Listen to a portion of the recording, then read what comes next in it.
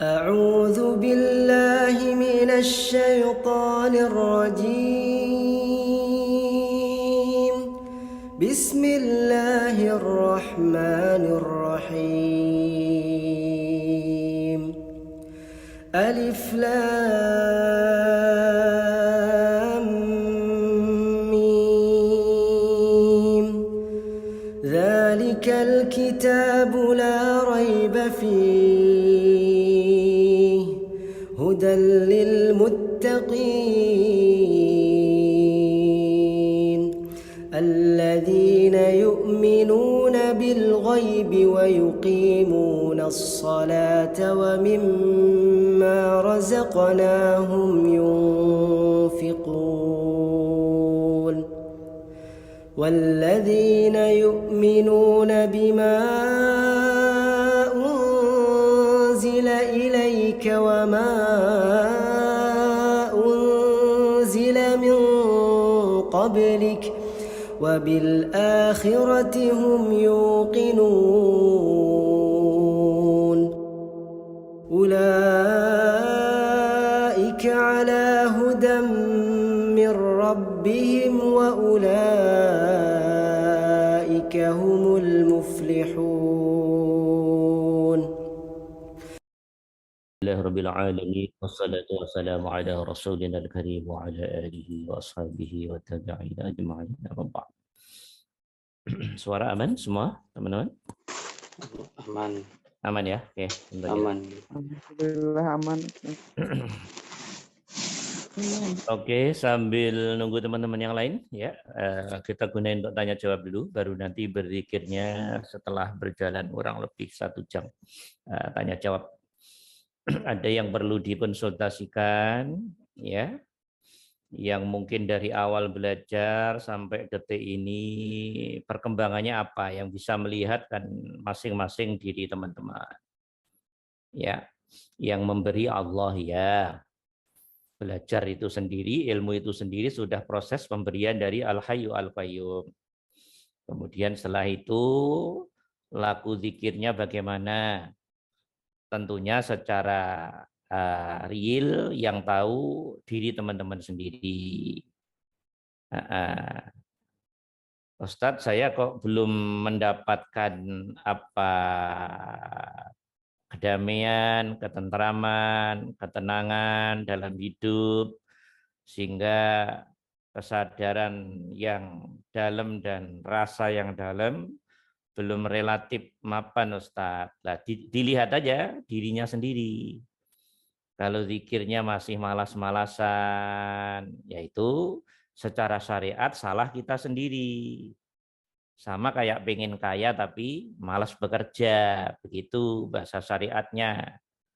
Pengennya kaya tapi kerja malas, itu salah kita sendiri.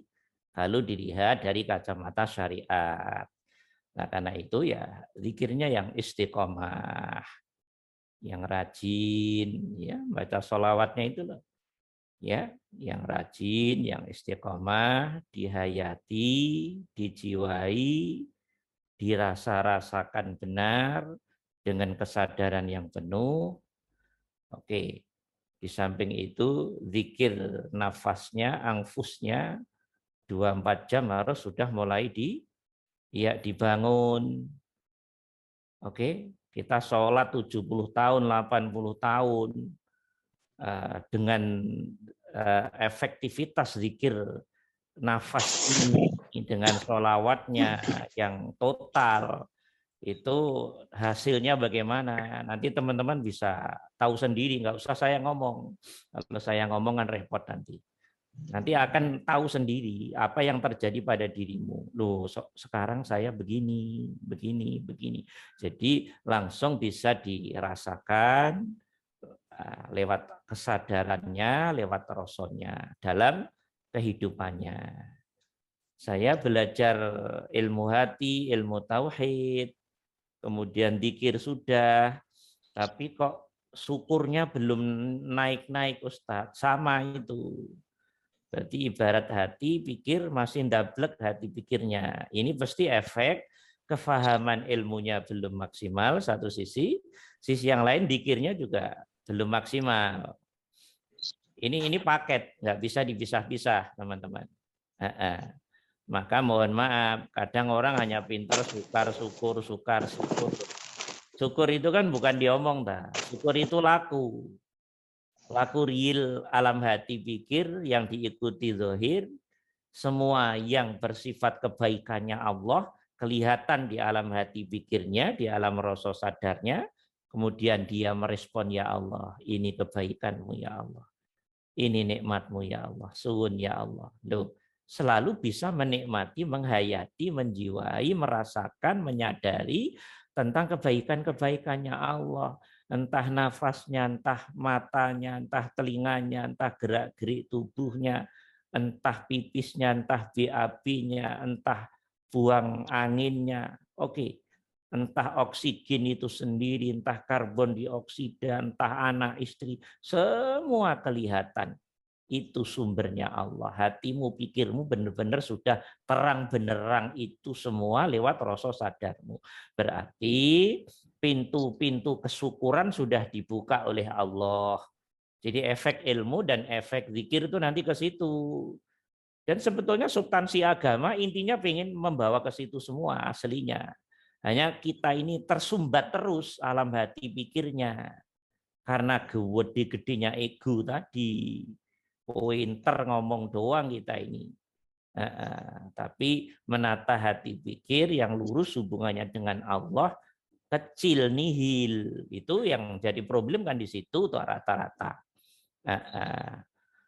Kemudian di samping dibukakan pintu syukur sehingga kita oleh Allah didorong menjadi abdan syakuro, hamba yang banyak bersyukurnya karena dia diberi kesadaran yang dalam, rasa yang dalam bahwa semua ternyata sumbernya Allah.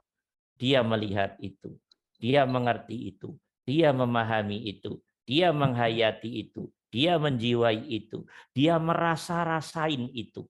Dia menyadari itu. Sehingga lewat nikmat-nikmat yang disyukuri, maka di balik syukur pasti zikir juga.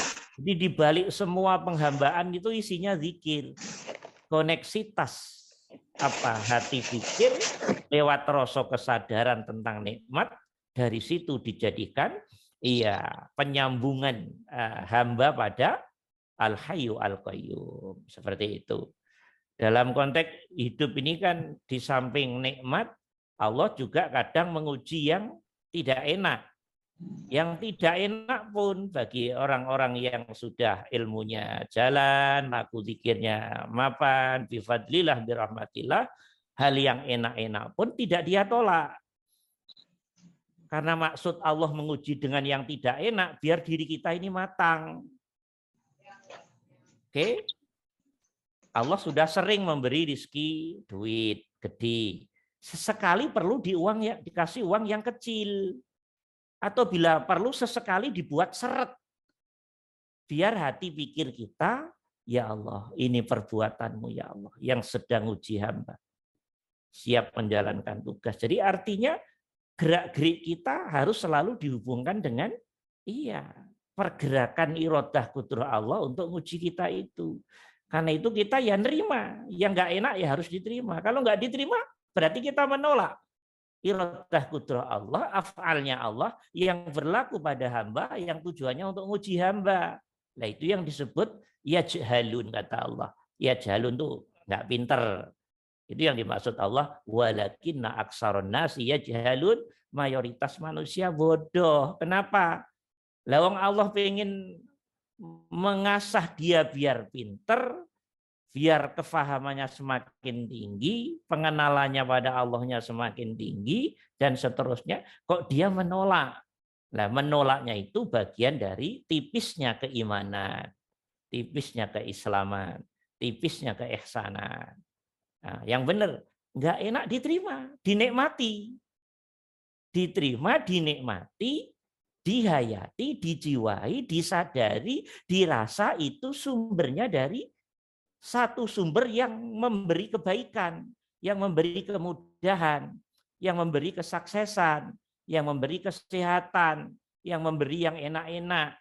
Sesekali dia memberi yang tidak enak, biar punya kesimpulan yang sama, yang enak sumbernya ya dia, yang nggak enak sumbernya dia, dan dia akan menerima, sama-sama menerimanya. Karena dia bersumber dari sumber yang sama. Kalau hati pikir sudah sampai seperti itu, maka sakit hati, sakit pikiran, tidak enjoy-nya hati, tidak enjoy-nya pikiran, tersiksanya jiwa akan jadi hilang. Karena jiwa, hati, pikir merasa tersiksa, merasa nggak enak, itu karena salah sikap kita sendiri dalam memahami diri kita, hubungannya dengan Allah, hubungannya dengan Al-Hayyu Al-Qayyum, hubungannya dengan Tuhan kita. Kita maunya manja, maunya enak terus, nggak enak nggak mau. Ini namanya anak kecil. Orangnya mungkin gede, umurnya gede, tapi hatinya, pikirnya, jiwanya, imannya masih kanak-kanak. Oke, ini bicara mutu, bukan bicara umur, bukan bicara pinter. Pinter yang hati pikirnya cengeng, nggak kenal dirinya, nggak kenal Tuhannya, banyak. Nah, seperti itu gambarannya teman-teman. Yang bisa melihat dirimu sendiri. Dan melihat diri nggak susah kalau udah ngerti ilmunya. Oke, dah bisa dimengerti ya? Ya, jadi agama kita tuh ngajak enak. Kita itu diajak enak. Biar hidup yang setiap detik bergelombang naik turun enak nggak enak. Umumnya orang merasa itu tantangan yang tidak mengenakkan, tapi bagi orang-orang yang sudah mengenal dirinya dan Tuhannya, dia semua gelombang kehidupan menjadi enak. Karena dia sudah yakin, hakul yakin, bahwa gelombang enak dan tidak enak sumbernya ternyata Tuhan kita sendiri. Hati pikir tinggal duduk sujud. Oke, duduk tunduk. Duduk tunduk itu namanya Islam. Orangnya namanya Muslim. Perbuatannya namanya Islam. Bahasa Indonesianya tunduk, patuh, nerima apa irodah kudrohnya Allah. Dah. Oke, nah, ini biasanya banyak yang bermasalah di sini, Mas. Saya kasih garis bawah. Ya, garis bawah yang besar biar bisa melihat dirinya sendiri. Ini ada apa nih, gue nggak beres-beres nih. Lihat apa yang saya katakan tadi. Oke, mungkin ada yang perlu diperdalam dari teman-teman, kita persilahkan, mangga, fadhol. Di sini kita belajar bareng-bareng, ya, nggak ada yang pinter, nggak ada yang bodoh, ya. Saya juga nggak merasa jadi guru kok, ya. Oke, saya masukannya belajar bareng-bareng. Kalau ada manfaatnya, silahkan diambil. Kalau dirasa nggak ada manfaatnya, salah, keliru, ya jangan diambil, gitu aja. Oke, silahkan teman-teman, fadhal, mangga. Siapa duluan? Terutama yang jarang nanya,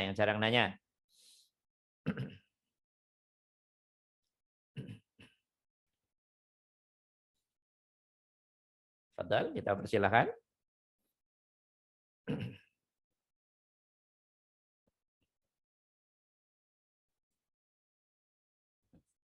Enggak, silakan yang lain, siapa saja.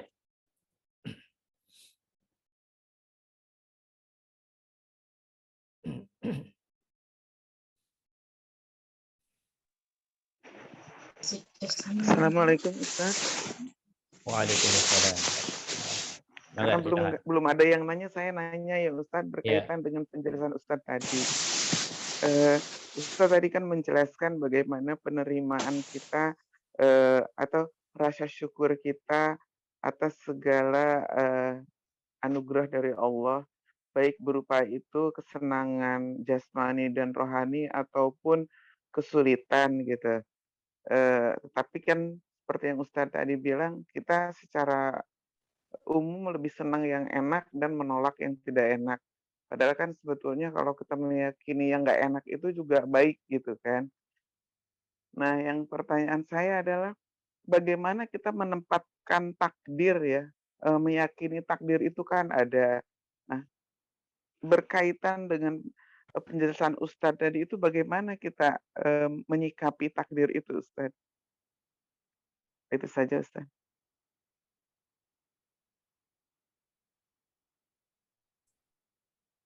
Ya, kalau takdir itu sudah terjadi, Bu Anita, ya. Ya, Ustaz. Ya, baik takdir itu sesuai keinginan kita maupun tidak sesuai keinginan kita harus diterima bahwa itu sumbernya dari Allah. Oke, Dari Allah. kita usaha hasilnya banyak, untungnya banyak sampai sukses. Faktanya sudah seperti itu. Berarti kehendak Allah pada diri kita seperti itu. Sun ya Allah. Ini semua anugerahmu. Ini semua ya rahmanmu. Ini semua rahmatmu. Diterima. Lewat rasa sadar. Dipublikasikan lewat mulut, talafut itu namanya syariat. Alhamdulillah. Tapi sayangnya Alhamdulillah. banyak mulut alhamdulillah, hatinya enggak alhamdulillah. Banyak juga toh begitu? Banyak enggak? Hah? Ya, Ustaz. Banyak. Saya Mulutnya juga doang. dulu begitu, Ustaz. Ya, mulutnya alhamdulillah, hatinya kosong dari Allah. Banyak enggak? Banyak. Ya situ aja, enggak usah apa ragu-ragu. Banyak. Mulutnya alhamdulillah, hatinya sebetulnya enggak setulus mulutnya. Banyak. Wes.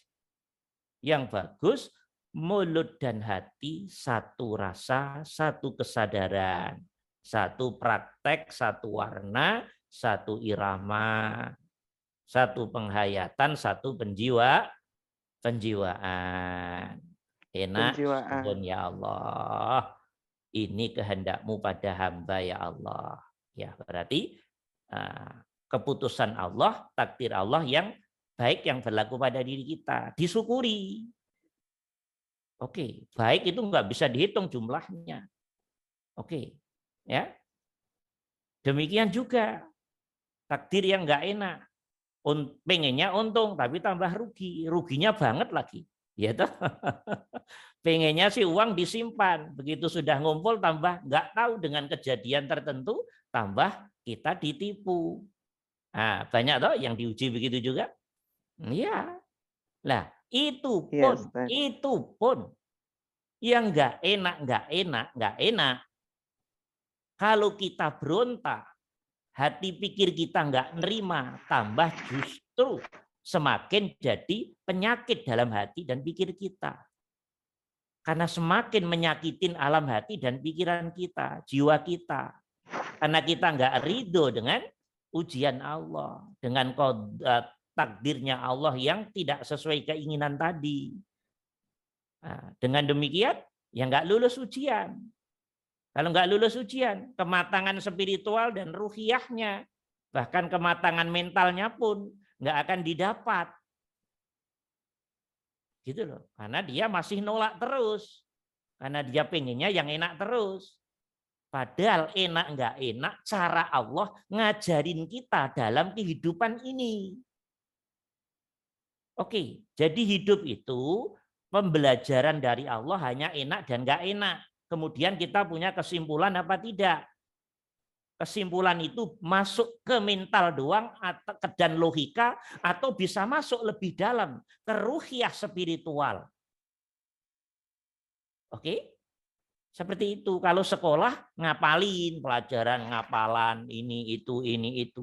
Kalau pelajaran hidup hanya enak dan nggak enak. Dari enak dan nggak enak ini kita olah menjadi apa? Di alam pikir hati kita, jiwa kita.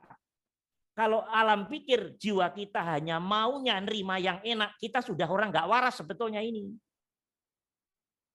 Tapi nggak nyadar kalau nggak waras. Bagaimana Sang Maha Mutlak, Sang Penguasa alam semesta dan penguasa diri kita yang sedang memainkan peran utamanya, iya, untuk mendidik kemakhlukan kita ini, kita tolak. Dan kita hanya menerima yang satu sisi doang. Dua sisi sering berlaku di diri kita aja, kita nggak dewasa-dewasa. Plus minus yang selalu berlaku pada diri kita aja, kita ndablek terus. Plus minus enak nggak enak selalu berlaku di diri kita aja. Alam hati pikir kita tersumbat terus. Ketidaksadaran kita, ketidakmengertinya kita, nggak mampunya menghayati, menjiwainya kita, nggak mampunya merasakannya secara ruhiyah spiritual, itu artinya alam rasa sadar kita tersumbat. Bahasa agamanya buta mata hati, buta mata pikir. Oke, keras, kotor, nggak nyadar-nyadar. Tiap hari sholat, buktinya begitu. Nah, bisa dimengerti, Bu Anita. Jadi peristiwa, coba teman-teman merenung, 24 jam peristiwa yang terjadi pada diri kita, anak kita, istri kita, suami kita, kantor kita, kehidupan kita, itu kan hanya disimpulkan enak dan nggak enak doang, toh? Iya Pak enggak? Enak itu artinya sesuatu yang sesuai keinginan diri kita. Nggak enak itu artinya sesuatu yang tidak sesuai dengan keinginan kita. Yang sesuai dengan keinginan kita namanya takdir yang baik, begitu dah. Yang tidak sesuai dengan keinginan kita, takdir yang tidak baik, istilah syariatnya kan begitu. Padahal baik yang takdir tidak baik maupun takdir yang baik, ini gerak-geriknya Allah ngajarin jiwa kita, hati kita, pikir kita, zahir batin kita, biar kita semakin matang mengenali diri kita sendiri, dan endingnya biar semakin matang mengenali Tuhan kita yang memanage diri kemakhlukan ini. Cuman kita dablek terus. Nggak pinter terus. Kalau nggak pinter terus apa namanya? Bodoh terus toh. Bodoh. Nggak nyadar-nyadar terus. Sama itu bahasa. Buta terus mata hati pikirnya. Keras terus mata hati pikirnya. Sehingga dia nggak sadar kalau dia sudah nyetir Allah. Di mana letak nyetirnya? Lah pengen yang enak doang, yang nggak enak nggak mau. Berarti sudah aku nggak rela dengan gerak-gerikmu untuk seperti ini ya Allah, sama menolak begitu tak? Itu artinya diri kita belum dewasa. Secara ruhiyah spiritual dalam kehidupan ini, dalam melihat diri hubungannya dengan Tuhan kita. Maka setiap terjadi tidak enak akan berefek sakit jiwa, sakit hati, sakit pikiran. Tekanan hati, tekanan pikiran. Karena dia melihat sesuatu yang nggak enak itu harus dia tolak. Jadi sudah salah sikap. Beda kalau dia mendudukkan hati pikiran, hal yang tidak baik ini emang itu dikirim oleh Allah untuk mematangkan hatiku, jiwaku, pikirku, hidupku, dalam kehidupanku. Dia akan mendudukkan hati yang ideal. Sehingga yang enak-enak nyaman dengan sikap syukurnya, yang tidak enak nyaman dengan sikap ridhonya. Bahwa itu dari Allah. Dan saya menjalankan kedua-duanya dengan sepenuh hati. Ini keren. Ini yang dimaksud oleh Allah. Saya akan selalu mengujimu dengan yang enak-enak, dengan yang tidak enak-enak. Nah, yang mau diuji dengan enak doang, nah itu namanya Fir'aun. Ya, Fir'aun itu diuji enak semua. Cewek banyak, harta banyak, ilmu banyak, semua ada. Nah, kalau di antara kita mau yang enak doang, nah itu sudah benih-benih menjadi Fir'aun. Cuman nggak ngerasa. Ngerasanya, bisanya jelek-jelekin Fir'aun yang di Mesir. Tapi nggak paham dirinya sendiri, aslinya sudah bersikap sebagaimana sikapnya Fir'aun. Iya Pak enggak nih? Iya Pak enggak? Iya. Iya, Nah, sederhana aja kok sebetulnya. Dan itu bisa dilihat di dalam hatimu, dalam hati kita, pikiran kita. Ya, bisa dimengerti ini, clear. Ustadz, kalau begini, untuk memudahkan ya, khususnya diri saya sendiri ya, kalau menerima kejadian ujian yang kurang menyenangkan gitu. Suka atau tidak suka kan harus diterima. Kalau kita bangun kesadaran bahwa oh ya ini semua kan datangnya dari Allah. Tapi kita berpikir positif bahwa oh ya iya, yang nggak enak-enak ini kan ini adalah cara Allah mencintai kita dengan memberikan yang nggak enak, tujuannya untuk menghapuskan dosa-dosa kita gitu. Sehingga kita bisa menjadi lebih baik. Nah, kalau kita bangun kesadaran seperti itu bagaimana Ustaz? Itu benar secara syariat. Kita ngomong dosa, dosa, dosa, dosa. Pakai bahasa yang real aja kenapa? Yang langsung bisa kamu rasa, kita pahami, kita sadari. Kalau Bu Anita diuji yang tidak enak, begitu hati pikir jiwa tidak ridho, dirimu akan kena gejolak yang tidak nyaman di hati dan pikiran. Udah, itu hal yang real yang nggak bisa dibantah oleh siapapun. Adapun secara syariat kemudian yang nggak enak bisa menghapus dosa, ya itu alhamdulillah. Tapi ngomong itu yang real-real aja, yang bisa langsung kita rasakan, kita sadari. Karena hakikat kebenaran sebetulnya bisa diukur lewat alam rasa dan sadar kita. Gitu deh, bisa dimengerti. Paham nih, Bu Anita paham? Paham? Insya Allah paham Ustaz. Ya, maksudnya pendekatannya yang realistis saja, yang bisa kita rasakan langsung. Itu masuk akal, logis. Nggak usah, jangan hanya terlalu dengan pendekatan dosa pahala, dosa pahala, dosa pahala. Nanti setelah mati lagi. Itu kita imani. Tapi jangan banget-banget, biar tidak menjadi orang yang suka bayangin, ngayalin nanti. Sekarang aja bisa dirasain kok nanti. Paham? Nah, Insya Allah Ustaz. keadaan nanti setelah mati itu tercermin di dalam alam hati dan pikirmu sendiri sekarang. Kalau sekarang suka nggak syukur, suka nggak ridho, ya apalagi nanti, gitu loh. Sederhana toh. Paham? Iya, sekarang dapat nikmat aja nggak syukur melulu. Oke, diuji nggak enak, nggak ridho. Ya nanti babak belur, ya gitu aja kok. Wong sekarang babak belur ya berarti nanti babak belur. Lebih babak belur. Nah, itu real. Nggak usah nanti-nanti. Wong sekarang aja udah bisa kita rasakan. Apalagi nanti. Clear ya? Karena kebanyakan kita nanti melulu. Sekarang itu loh yang langsung bisa kita nyatakan lewat rasa sadar kita. Bisa dimengerti ya? Ya, dah. Insya Allah. Nah, contoh gini, ini contoh. Bu Anita tahu-tahu dengan faktor apa, kerja atau apa dapat rezeki mamanya 5 juta. Lumayan gede loh, 5 juta itu ya, gede. Alhamdulillah ya Allah, suwun ya Allah, atas nikmatmu ini ya Allah. Suwun ya Allah. Hati pikir lurus bener ke Allah. Berarti rak ridho. Berarti rak syukur. Ya. Nggak tahu dengan sebab apa uang 5 juta itu kemudian hilang. Lagi butuh lagi. Tapi karena Bu Anita sudah diberi kemampuan oleh Allah mendudukkan hati pikir jiwa dengan baik. Ya Allah. Baru berapa jam hari minggu lalu engkau memberi. Dan engkau telah mengambilnya juga. Siap menjalankan tugasmu. Selesai detik itu juga.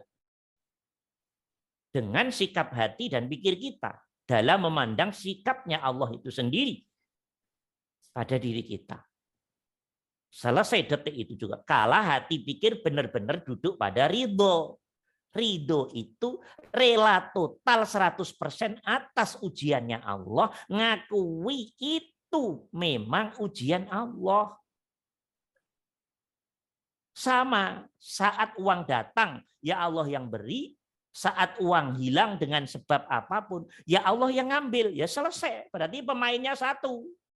Nah, hatimu tinggal pada posisi yang membaca, yang mengamati, yang merasakan, yang menyadari, yang menghayati, yang menjiwai, yang merespon dengan positif atau tidak.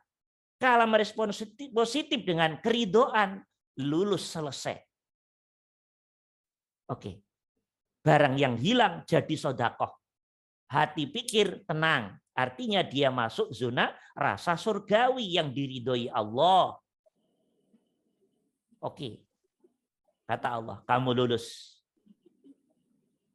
Nah, kata Allah. Ya, alhamdulillah. Nggak usah nanti, detik itu juga bisa kamu rasakan kok. Oke? Nah, dah. Tapi kalau mau mengaitkan dengan ada apa ini? Kok barang saya hilang? Jangan-jangan saya pernah nyuri juga. Monggo, nggak masalah. Itu sah secara syariat. Menganalisa, mengaitkan, kok saya sering terjadi musibah, ada apa? Bisa jadi memang secara syariat kita sering sembrono. Sering nyakitin orang lain. Oke. Atau jangan-jangan sering juga dulu ngambil milik orang. Nah, saat yang tepat Allah memberi ujian balik. Kan begitu tak? Katanya famay ya'mal misqala dzarratin khairan yarah wa may ya'mal misqala dzarratin syarran yarah. Iya, berbuat sedikit apapun yang baik insyaallah akan dikembalikan oleh Allah lewat miliaran cara. Demikian juga kita berbuat yang tidak baik, nyakitin orang dan seterusnya. Tunggu waktunya. Ya kita akan merasakan hal yang sama. Oke, dah seperti itu. Ya, paham insyaallah? Insyaallah Ustaz. Ya, ada lagi yang lain? Kita persilahkan. Iya. Assalamualaikum, Kiai. Ya, silakan jawab dulu Pak Mohtar Jufri, maka silakan. Ya. Terima kasih kesempatan. Mohon maaf saya agak terlambat karena barusan kembali menghadiri tahlilan buka. Pertanyaan yang ingin saya ajukan ini menginginkan satu masukan dari Pak Kiai. Langsung saja. Pertama, Pak Kiai. Gimana dalam takbiratul ihram itu bagaimana yang baiknya kita mengakbarkan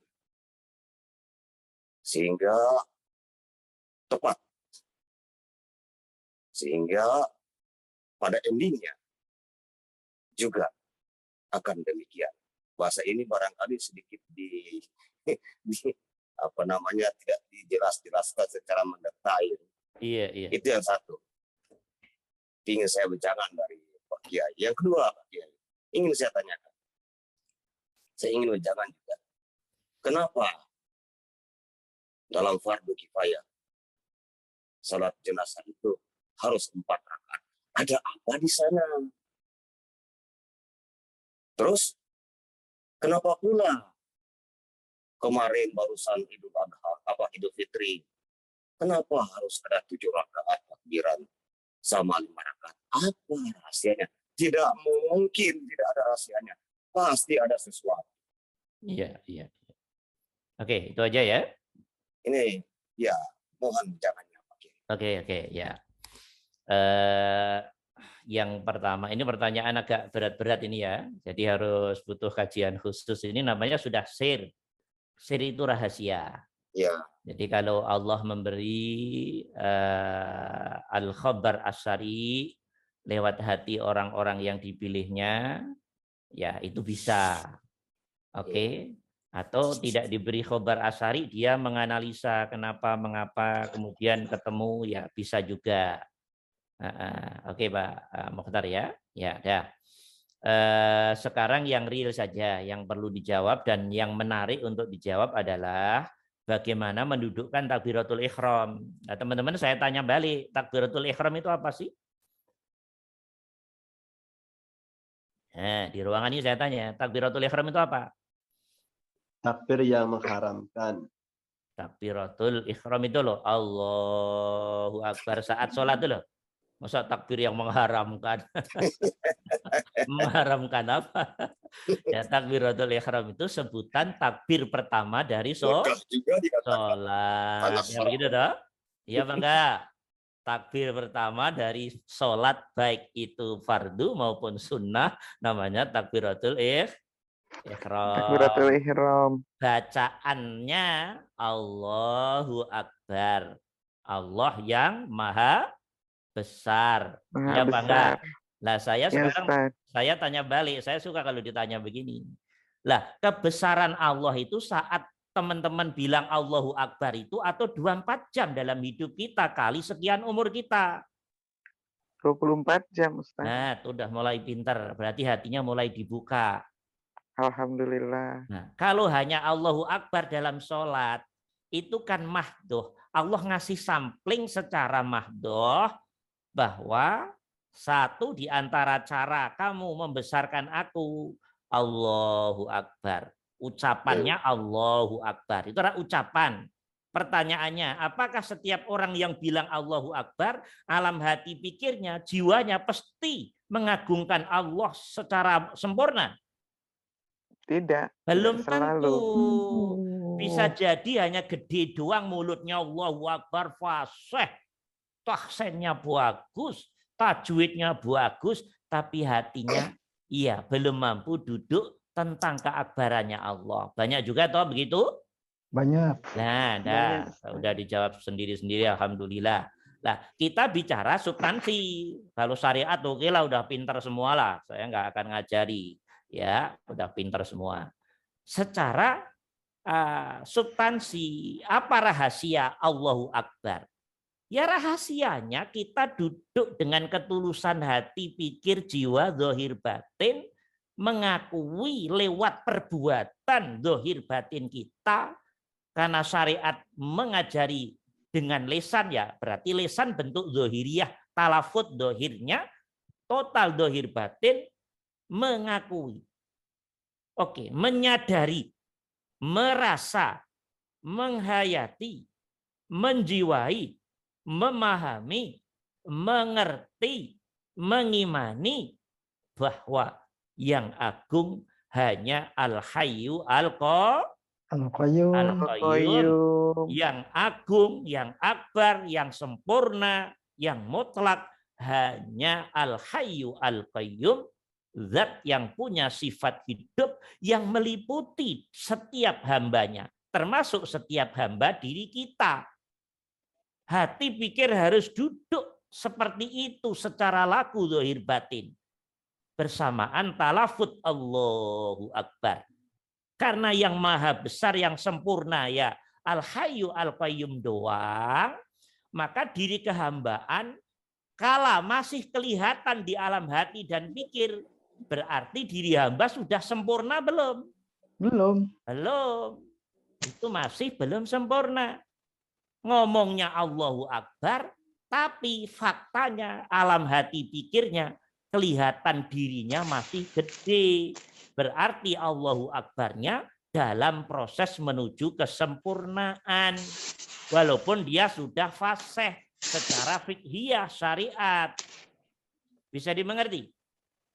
Nah, ya kalau bagi orang-orang yang mohon maaf nih, sudah dalam pengenalannya pada diri dan Allahnya, Al-Hayyu Al-Qayyumnya, tentunya iya, yang dirasa, yang disadari hanya gerak-gerik Allah yang sedang menggerakkan dirinya, yang sedang mengirim perbuatan pada dirinya.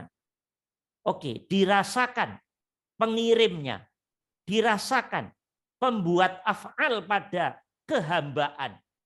Lewat rasa dan kesadarannya, dirinya silem di samudra zat yang mengirim af'al itu, sehingga bersamaan itu alam rasa sadarnya silem. Oke, bahasa lainnya mungkin lebur. Oke, di samudra ketunggalannya Al-Hayyu Al-Qayyum. Bisa dimengerti? Nah, seperti itu. Kalau sudah bisa sempurna seperti itu, itulah duduk takbirnya. Wujudnya diri hamba harus silem di ketunggalan Al-Hayyu Al-Qayyum. Dan tolong diingat, alam semesta ini tidak ada seujung jarum pun yang tidak diliputi Al-Hayyu Al-Qayyum. Pertanyaannya, dirimu bisa tak keluar dari Al-Hayyu Al-Qayyum? Tidak bisa. Bagaimana caranya? Ini baru. Hah? Bagaimana caranya dirimu bisa keluar dari Al-Hayyu Al-Qayyum yang meliputi setiap makhluk. Angin bagian makhluk yang di laut itu nggak Tidak akan bisa. bisa. Itu hanya mimpi fata morganamu saja. Karena belum paham Allah yang kita akbarkan. Ya. Bisa dimengerti? Insya Allah. Maka ketika kita mati sekaligus busuk dan seterusnya, tetap saja nggak akan bisa keluar dari Al-Hayyu Al-Qayyum. Karena semua pergerakan alam semesta dalam kendali Al-Hayyu Al-Qayyum. Maka pembusukan mayat yang dikubur atau bagi agama lain yang dibakar dan seterusnya, itu mah hanya proses-proses dalam liputan Al-Hayyu Al-Qayyum. Cuman diri kita belum mampu duduk di situ.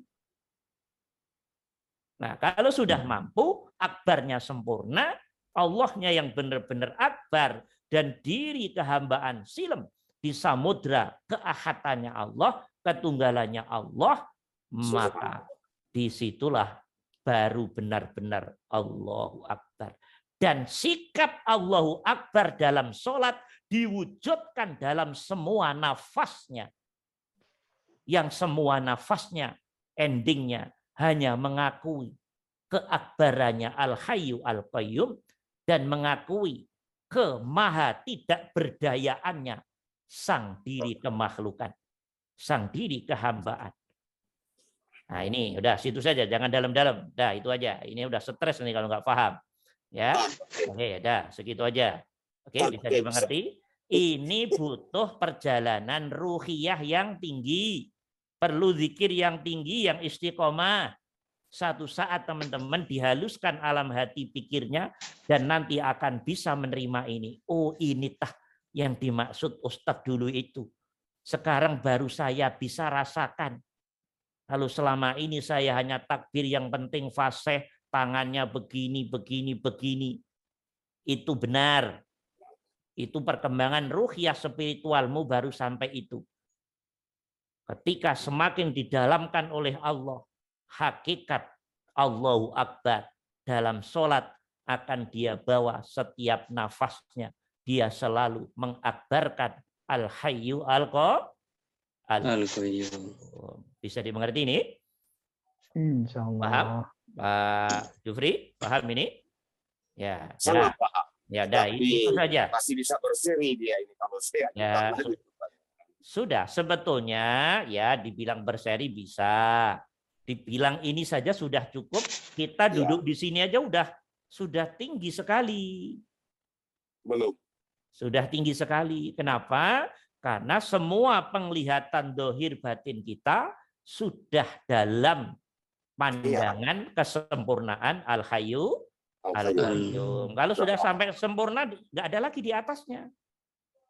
Karena pandangannya sudah sempurna tentang sikap zahir batinnya dalam mengakbarkan, dalam memandang kesempurnaan.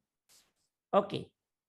Dalam memandang kebesaran, dalam memandang keagungan, dalam memandang kemutlakan Al-Hayyu Al-Qayyum. Ini perlu proses. Sangat. Ini kerja hati, pikiran yang spiritualnya sudah mapan, sudah dalam. Siapapun asal mau istiqomah, nanti oleh Allah akan dibuka sendiri. Iya. Oke, dan semestinya nggak harus ngeflor begini. Tapi karena ada yang tanya, ya ending-ending akan ngeflor karena Allah menginginkan. Orang lain harus tahu juga seperti itu. Paham ya? Ya, oke. Itu aja Pak Jufri. Yang lain-lain tadi tidak perlu dijawab karena itu sifatnya sirrul asrar, dan sirrul asrar itu antara satu dan orang lain bisa diberi makna yang berbeda oleh Allah. Gitu ya? Ya, oke. Mudah-mudahan Pak Mohtar sudah diberi. Ya, alhamdulillah gitu. Nggak diberi ya nggak apa-apa, tunggu waktunya gitu aja. Oke, silakan berikutnya. Faisal, silakan. Ya, Assalamualaikum Kiai. Waalaikumsalam warahmatullahi wabarakatuh. Assalamualaikum.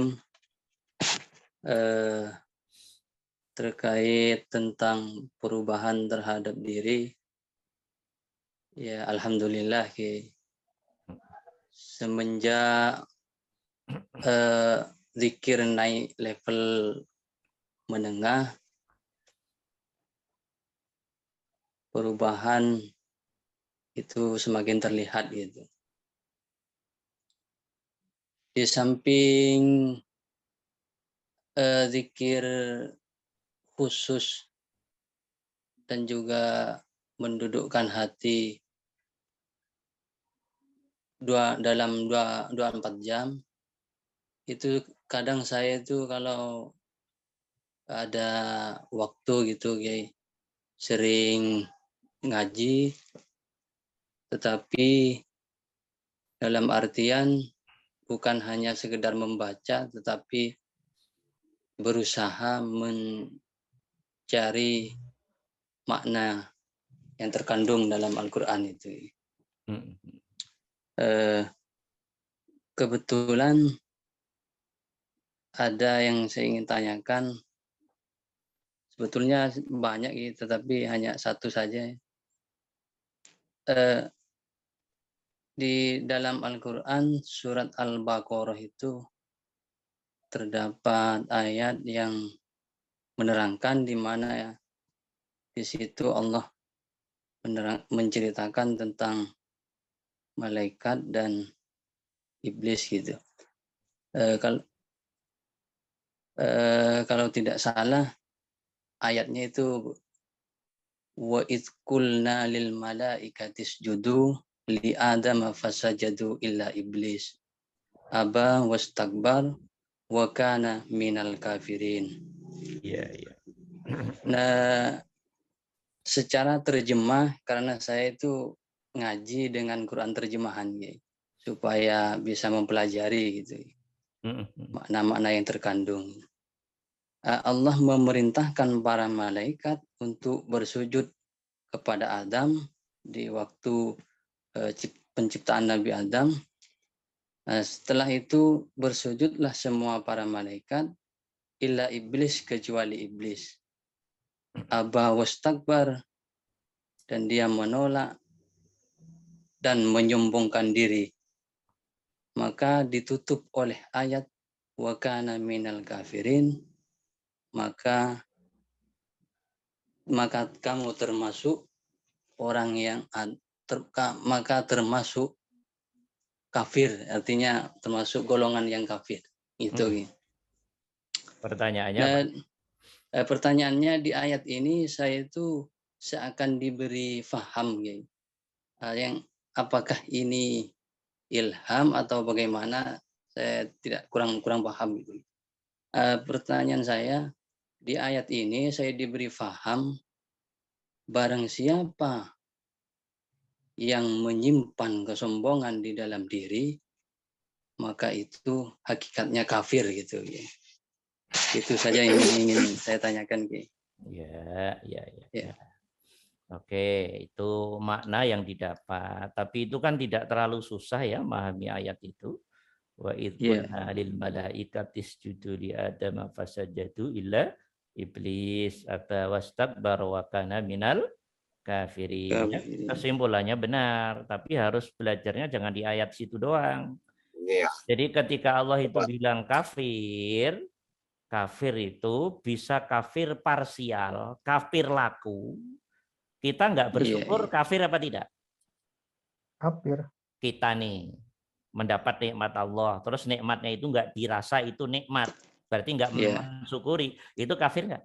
Kafir. Berarti kafir kita banyak nggak? Banyak. Nah, saya tanya, sadar nggak kalian termasuk saya ini kafirnya banyak? Iya. Karena paham kita kafir itu KTP-nya tidak Islam. Saking nggak pinternya. Yes, kita maklumi. Nah, sekarang saya tanya, ketika orang nggak mensyukuri nikmat, kafirin nggak oleh Allah? Kafir oleh Allah. Jadi urusan kafir, kita aja banyak kafirnya. Iya apa enggak? Nah, sekarang yang kedua saya tanya, ketika kita tidak ridho pada ujiannya Allah yang nggak enak, kafir apa tidak? Kafir. Karena kita nolak, aku nggak suka kayak begini ya Allah, lu galak banget kita. Jadi kita sama iblis itu aslinya Bandelan mana sih aslinya? Tahu bandel ya? Bandelan kita, Ustaz. Cuman kita nggak pada paham, sok sopan, sok alim, sok taat, terus iblis kita jelek-jelekin, kata iblis ente nggak paham diri ente bro, gitu loh, paham apa enggak? Nah, sekarang saya tanya, iblis berapa kali sombong dalam itu tadi satu toh? Satu, sepakat iblis sekali sombong. Sekarang dirimu sombong berapa ratus kali? Nggak kehitung. Nah, terhitung. Kita ngomong yang realistis, yang logis saja. Jadi kalau Allah mau menyamakan aturan ini yang berlaku pada iblis dan diri kita, mana yang lebih jelek daripada iblis atau kita? Kalau iblis Kita. Masa nggak paham-paham ya? Ayo, sombong kita berapa jumlahnya? Hitung aja. Tak terhitung. Ya, belum itu sombong, yang pura-pura sombong banyak ya. Iya. Tengah sombong. Tapi kayak gitu ngerasa setan rendah, dirimu suci, bener tapi gitu. Enggak bener. Padahal kita loh kalau mau jujur lebih setan daripada setan. Ya. Yes. Iya apa enggak? Nerima apa enggak? Iya. Ayo, karena itu tolonglah jangan salah jelek-jelekin iblis. Nah, yang kita ini ya nggak paham-paham banget. Jadi iblis itu kalau dijelek-jelekin lebih seneng karena berarti yang jelek-jelekin lebih iblis daripada iblis. Seneng iblis kalau dijelek-jelekin seneng. Ente lembahnya iblis gitu loh. Paham enggak? Jadi lugu-lugu cara berpikirnya, hati pikirnya lugu. Kata iblis, gue salah sekali aja, orang sedunia moyoin saya semua. Padahal lo pade nih, kata iblis. Berapa kali ente dalam hidupnya bohong? Ayo bro, kita timbang-timbang bro. Salah saya dengan ente bro. Berapa kali ente riak bro? Saya nggak pernah riak. Yo. Berapa kali? Sekali. Iya, berapa kali kamu nggak jujur? Gayanya tobat nangis, besok ngulangin lagi, bro. Kan begitu toh ente? Nah, ini kalau bahasa canda tingkat tinggi begitu. Maka kadang ya Allah, iblis ini kasihan juga. Ya. Kita ini suka jelek-jelekin iblis. Padahal yang jelek-jelekin, Masya Allah. Ya Allah, mungkin lebih kotor daripada iblis. Lah sekarang kita berpikir yang logis nih. Andai Allah menyamakan kebijakan yang diberikan pada iblis dengan kita. Ayo. Mampu menjawab toh? Mampu menjawab toh? Lebih kotoran mana sebetulnya? Lebih banyak kafirnya iblis atau kita? Kita. Makanya kalau enggak, masa ngitung kesalahannya sendiri nggak bisa? Ngitung kesombongannya sendiri lupa, saking banyaknya jadi lupa. Ya. Ngitung kemunafikannya sendiri nggak bisa karena saking banyaknya. Dan seterusnya. Makanya tolonglah hentikan jelek-jelekin iblis. Siapa itu iblis? Saya kasih tahu.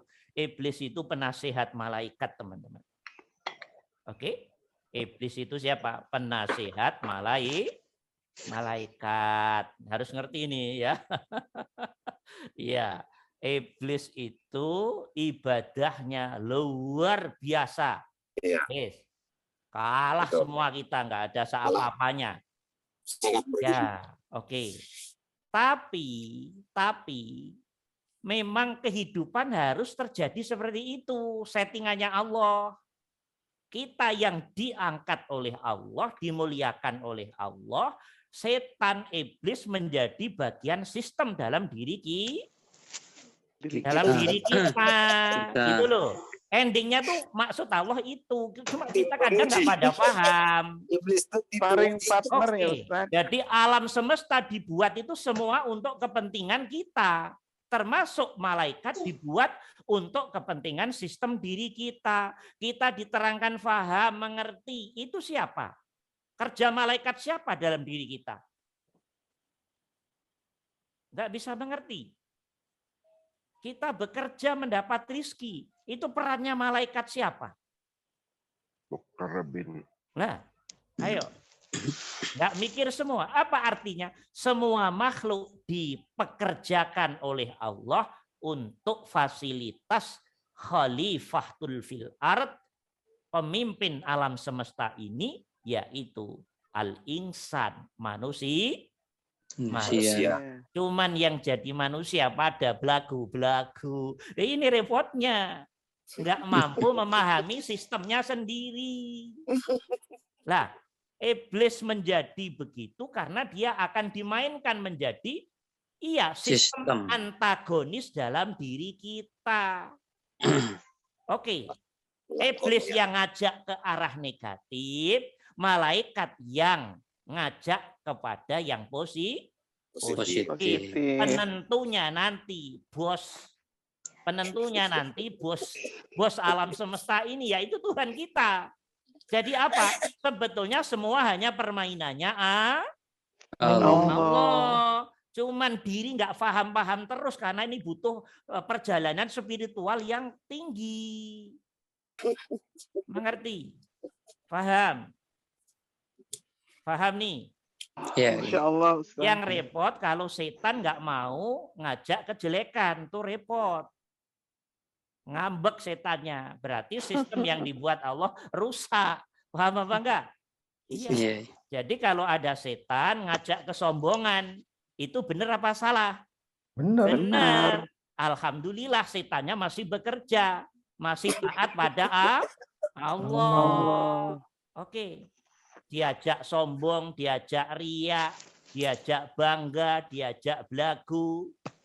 Itu setannya benar karena menjalankan tugasnya Allah. Oke, mengerti? Atau setan ngajak rajin ibadah, ngajak yang baik tapi diselundupkan rasa kesombongan, kebelaguan, keegoan. Itu memang tugas setan. Lah, setan ini nggak akan bisa berkutik apapun kalau Allah sudah waktunya menolong. Nah, maka efek negatif setan itu juga sebetulnya untuk perjalanan ruhiyah spiritual kita dalam kehidupan. Gitu loh. Ending-endingnya yang menang setan atau Allah? Allah. Karena Allah kan bosnya. Setan dan malaikat kan sistem. Ngerti ini? Paham? Paham. Nah, ini sekarang saya tanya. Nabi Ayub, siapa yang nyoba? Setan toh diceritakan dalam Quran dan hadis. Betul. Ya Allah, saya enggak rela ini ada orang kok sesoleh ini. Izinkan saya untuk menggoda Ayub ya Allah. Yang ngizinin siapa? Allah. Nah, kalau Allah enggak ngizinin, jadi enggak? Nggak jadi. Berarti semua peristiwa ya jangan dilihat di Nabi Ayub doang. Ini untuk semua anak manusia. Oke, jadi setan sejatinya hanya dipasang untuk memainkan sistem yang dikehendaki oleh Allah. Tapi endingnya ya, jadi sebetulnya perjalanan spiritual juga. Adanya sistem setan, jin, iblis dalam diri kita itu adalah sistem diri. Tapi yang menggerakkan siapa? Ya Allah sendiri. Kalau nanti Allah ngasih hidayah, setan pasti loyo, lemes. Karena memang harus lemes. Tapi kalau Allah belum ngasih hidayah, seseorang tetap akan dikuasai setan, jin, iblis. Ya harus begitu. Biar kita ada rasa, ternyata aku tidak mampu mengendalikan hakikat gerak-gerik diri saya sendiri. Gitu loh teman-teman. Untuk dapat kesimpulan ini lewat rasa dan sadar tidak mudah. Butuh naik turun, butuh kejedot, butuh kepleset, butuh enak, butuh enggak enak. Itu aja enggak sadar-sadar. Tetap aja jelekin setan terus. Iya apa enggak? Nah, seperti itu gambarannya. Begitu Faisal. Ya. Nah, ini bahasanya sangat panjang sekali. Nah, maka ketika Allah dalam Al-Quran bilang kafir, semua hal yang tidak benar di mata Allah itu bisa dihitung kafir. Mestinya syukur nggak syukur kafir. Mestinya ridho nggak ridho Kafir Kafir. kan begitu tak? Iya, iya. Urusan kafir banyak. Iya, oke. Ya, Ngerasa tidur sendiri, ngerasa bisa tidur sendiri. Kafir apa tidak? kafir. Kafir. Kafir. Berarti Kafir. iya, ngerasa bisa bangun sendiri. Kafir apa enggak? Kafir. Kafir. Ya, berarti kafirnya banyakan mana dengan setan. Ya. Banyak Dan manusia. Tapi dirimu nggak paham dengan dirimu sendiri. Karena yang ada gedenya kepala kita ahli surga melulu. Fahamnya surga melulu. Masya Allah, saking bodohnya. Kalau kafir tidak bisa masuk surga. Saking nggak pinternya. Ya, dah mengerti ini.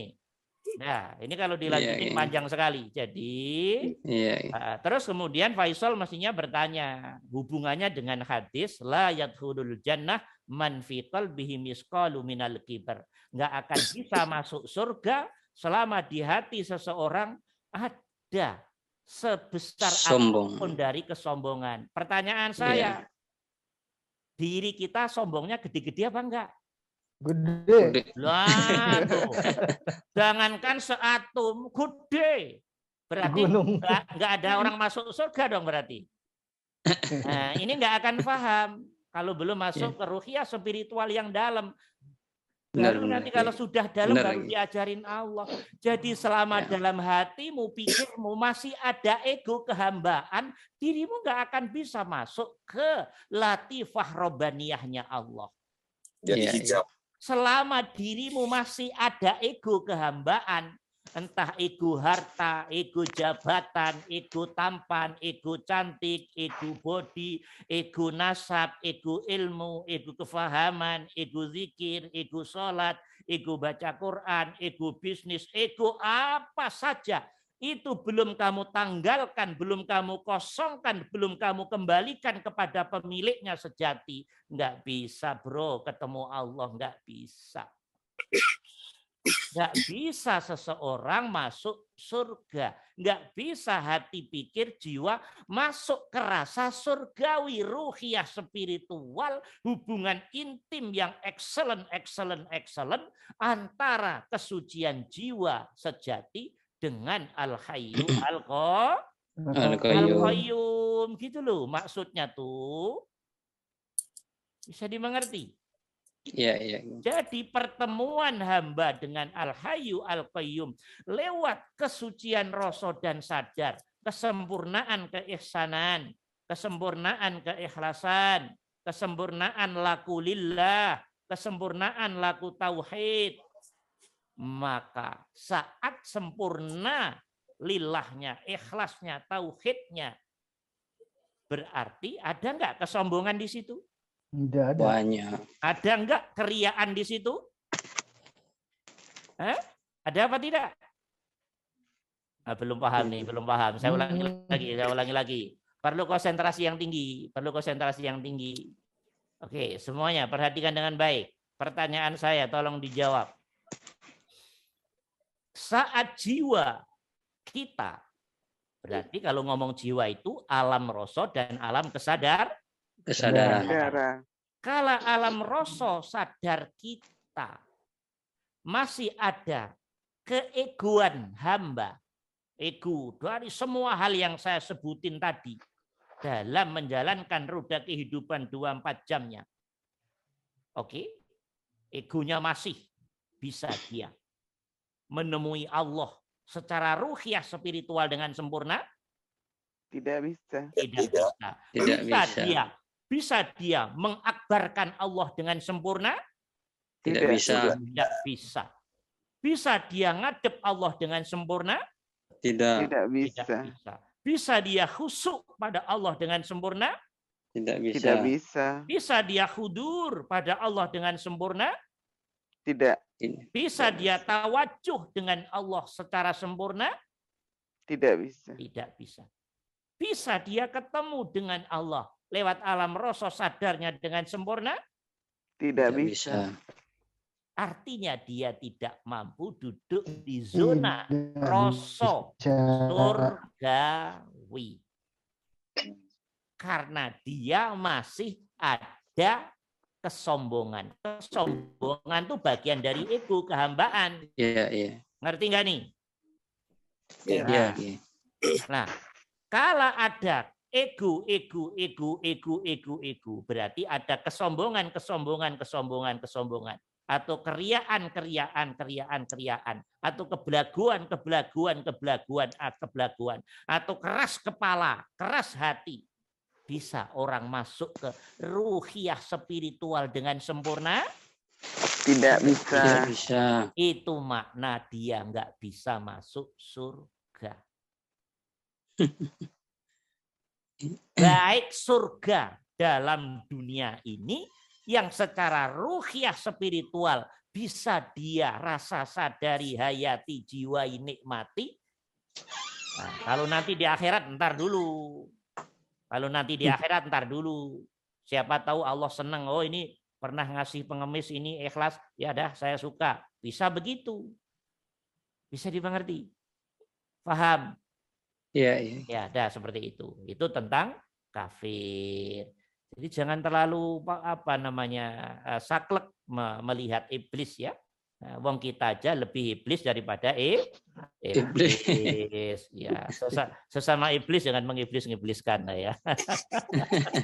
Ya, dah itu paham ya, Faisal ya? Ya. Ya.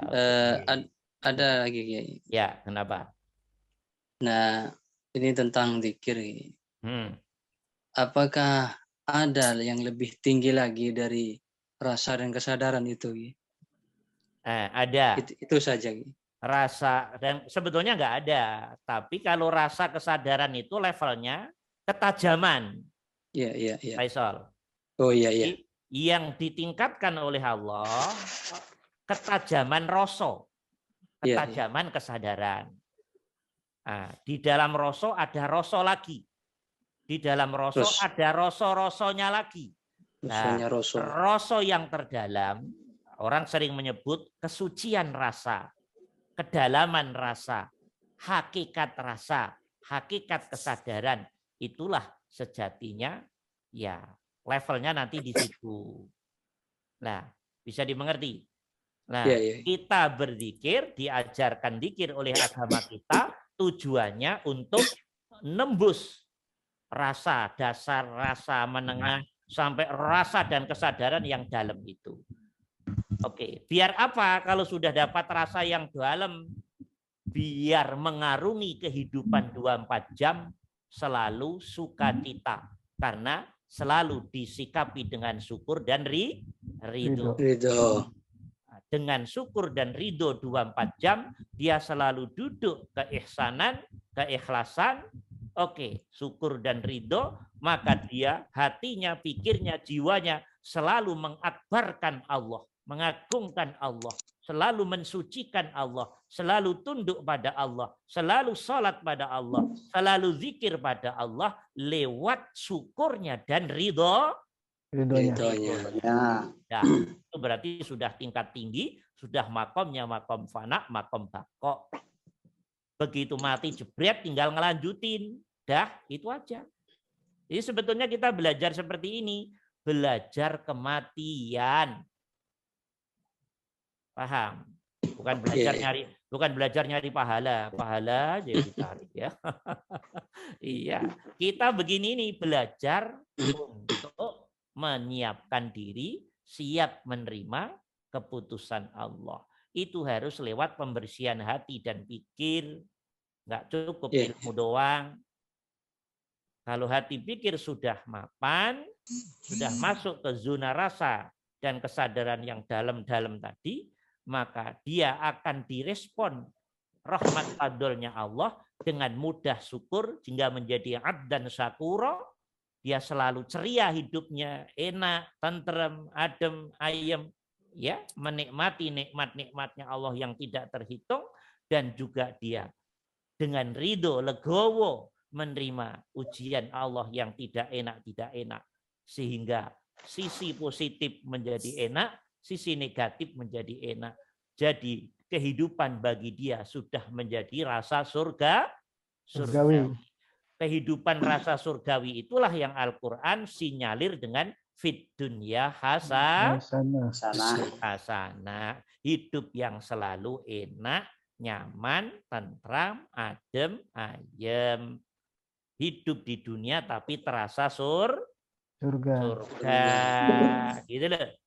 Mati tet baru dilanjutkan ke yang lebih baik, yang lebih excellent sesuai yang dijanjikan Allah.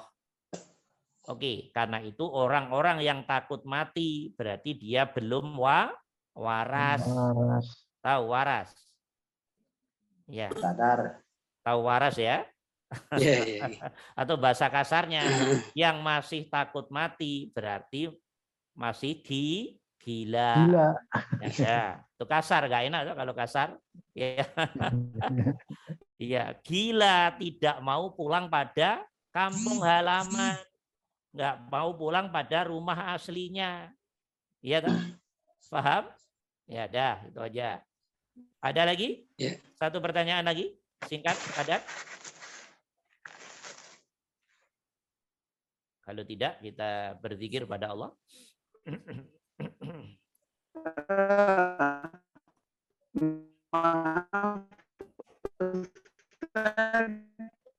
Saya mau nanya, apa tidak ada rencana kita untuk pertemuan offline, Ustaz? Ada, nanti diatur dulu waktunya ya. Saya nampaknya bulan-bulan ini sangat sibuk sekali. Nanti kita atur dulu ya, biar ininya kondusif beneran dulu ya. Nanti biar maksimal. Memang itu akan lebih bagus. Kita dulu sebelum pandemi sering ngadain begitu. 3 hari, 2 hari fokus gitu ya. Tapi saya termasuk, mohon maaf, karena saya itu nggak pernah merasa jadi guru apalagi mursyid ya. Ya, saya punya amalan torekoh, tapi saya diberi pengalaman oleh Allah banyak hal sehingga bisa menyimpulkan ya seperti itu. Ya, kemudian nantilah yang ngatur waktulah ya. Maksudnya biar teman-teman semakin lebih fokus, semakin lebih ini ya. Bagus. Tahajud bareng-bareng, zikir bareng-bareng, dan seterusnya, kajian bareng-bareng, biar semakin lebih fokus gitu ya. Nanti kita atur waktu ya. Ya. Kemudian apa ini? Ada pertanyaan? Satu lagi saya jawab ya. Salam, izin bertanya, esensi sholat itu apa ya? Esensi sholat itu apa? Iya, kan Quran sudah ngajarin kita, aqimis sholata lidzikri. Al-Quran, dirikan sholat untuk zikir pada aku, untuk mengingatku, untuk menyadari tentangku, untuk merasa tentangku, untuk menghayati, menjiwai tentangku, untuk mengerti tentangku, untuk memahami tentangku. Itu tujuan sholat. Oke, bisa dimengerti? Paham? Nah, pertanyaan saya, sholat yang 5 waktu dan sunnahnya, oke, itu berapa menit toh kalau dihitung? 5 kali 5 berapa? 25. Tambah sunahnya. Oke lah, anggaplah 1,5 jam umpama ini ya. Nah, 24 jam dikurangi 1,5 jam. Sisa waktu kita untuk apa? Ya tetap untuk sholat. Sholat dalam pengertian yang luas. Oke, sholat sambil nyuci. Oke, sholat sambil masak. Sholat sambil nyeboin anak. Sholat sambil nyapu. Sholat sambil ngajarin anak. Sholat sambil kerja ke kantor, ke pasar, ke sawah. Oke, sholat sambil dagang. Oke. Sholat sambil ngajar. Oke. Sholat sambil istirahat nonton TV. Oke. Sholat sambil ke mall. Sholat sambil tamasya, jalan-jalan ke sana kemari. Oke. Sholat sambil apa saja. Intinya hatimu, pikirmu, jiwa kita, pikir kita menyadari tentang Al-Hayyu Al-Qayyum, merasakan tentang Al-Hayyu Al-Qayyum, ngadep pada Al-Hayyu Al-Qayyum, tembus pada Al-Hayyu Al-Qayyum, silem pada Al-Hayyu Al-Qayyum. Oke. Iya. Yang di dalamnya ada mengingat tentunya. Karena merasa menyadari ingatan bekerja juga di situ. Sehingga sholat 5 waktu dan sunnahnya itu bentuknya mahdoh. Oke. Tujuannya biar hati pikir kita mampu duduk lurus pada Al-Hayyu Al-Qayyum. Mampu ketemu Al-Hayyu Al-Qayyum. Sehingga bisa mensyukuri nikmat sholat, nikmat apapun dari Al-Hayyu Al-Qayyum itu. Di luar sholat, tetap harus sholat. Bentuknya duduknya hati pikir lurus ke Allah bersamaan setiap gerak-gerik kita, laku kita 24 jam. Yang sholat itu gerak-gerik hati pikir tak? Rasa sadar toh. Adapun gerakan dohir ya normal toh, nyapu toh. Iya, dohirnya nyapu, hati pikirnya tersambung kepada Allah. Merasa menyadari tentang Allah. Itu namanya sholat, teman-teman. Itulah sholatnya para arifin. Sholatnya orang-orang yang terpilih dan dipilih oleh Allah. Semua posisinya 24 jam selalu menjadi sholat. Alladzina yadhkurunallah qiyaman wa qu'udan wa ala junubihim wa yatafakkaruna fi khalqis samawati wal ard dan seterusnya. Ayatnya itu. Nah, sholat yang 24 jam inilah yang sejatinya punya efek, punya rem untuk mencegah dari perbuatan yang tidak baik. Nah, kalau sholatnya hanya 5 waktu doang, masih banyak yang suka korupsi, ya toh? Yang suka nyuri, yang suka nipu orang, masih banyak toh? Karena sholatnya hanya 5 menit kali 5, padahal itu makanan pokok doang. Sholat yang 24 jam itulah sejatinya benteng dari fahsya wal mungkar.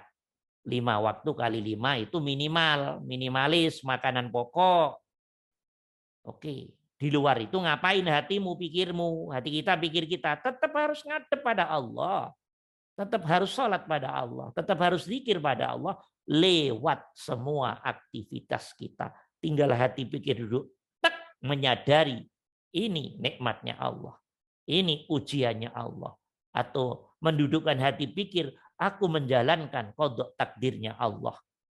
Oke. Dan seterusnya, dan seterusnya. Dah, itu aja, singkat aja.